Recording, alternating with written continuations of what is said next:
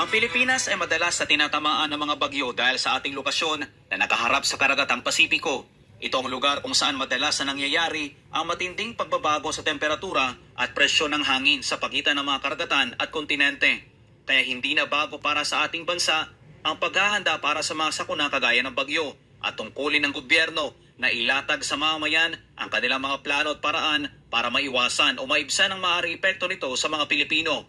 At isa nga sa nakitang mabisang paraan ng Marcos administration upang makatulong sa disaster preparedness ay ang pagpasok ng mga base militar ng mga Amerikano. Matatandaan na pinapasok at suportado ni Bongbong Marcos Jr. ang Enhanced Defense Cooperation Agreement o EDCA para daw palakasin ang pagtugon ng Pilipinas sa mga sakuna. Ngunit imbis na mga pangunahing gagamitan para sa pagresponde sa mga kalamidad ang ilatag ay mga tangke, missile at mga pagsasanay para sa giyera ang ibinida ng mga Amerikano. Bagay na ipinagkibit-balikat lang ng mga nasa gobyerno. Ito lang kamakailan ay dumaan ang bagyong Karina sa bansa at dito nasubukan ang pinagmamayabang ng gobyerno na EDCA sites. Pero nakaalis na lang ang bagyo sa Philippine Area of Responsibility ay hindi man lang naramdaman ang presensya ng mga kano. Nitong Lunes, nagtipon-tipon ang iba't ibang sektor ng lipunan na ayaw ng giyera upang kwestiyonin ang EDCA site ni Marcos at Amerika.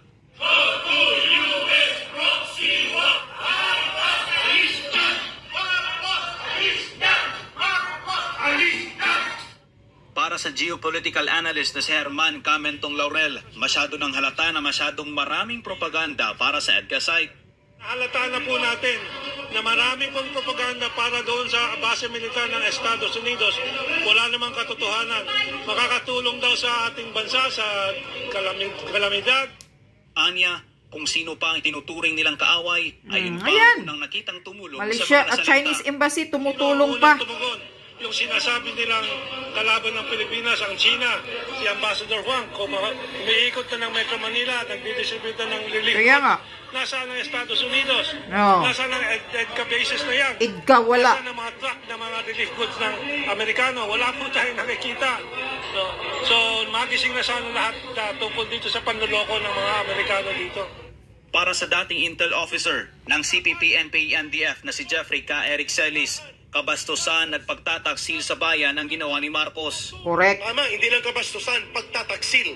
Malinaw na pagtataksil ng gobyerno ni Marcos na palaganapin ang mga base militar ng Amerika sa loob ng mga kampo militar sa Pilipinas without passing through the consultative public opinion and approval of Senate. Ito ay circumvention ng konstitusyon at malinaw na yan ay mga paglabag na hindi dapat pinapabayaan ng mamamayan. Pagtataksil yan sa soberanya at integridad ng ating bansa. Para sa kanya, impeachable dapat yung bangag na yan. Marcos Jr. sa kanyang foreign policy ay para lang sa kanilang sariling interes at ginamit lang nito ang mga Duterte upang makuha ang kanilang gusto. Kaya nga. Now, they want to recover more than $380 million ng mga ill-gotten wealth na na-frozen sa Amerika. Stolen wealth. And at least 4 or 5 properties nila na real estate sa New York. By the hundreds of millions din ito. At ito, after all, ay nagpapakita ang kanyang bait-baitan at ang kanyang gimmick ng pangampanya using the Duterte at ang tema ng unity and continuity was all about themselves only. Sinabi naman ng dating NTF-ELCAC official na si Dr. Lorraine Badoy ng kasalukuyang gobyerno ay tuta na ng Amerika. Napakaganda na nakita ng Pilipino ang kasinungalingan ng gobyernong ito sa kanila. At saka mga tuta ng kano ang mga nakaupo ngayon. Yeah. Binigadiin pa nito na kalokohan lang ang EDCA sites. Ang kalikasan na mismo ang nagtanggal ng mga maskara nila. Nasaan ang Amerika? May nakita ba kayo? Wala, di ba?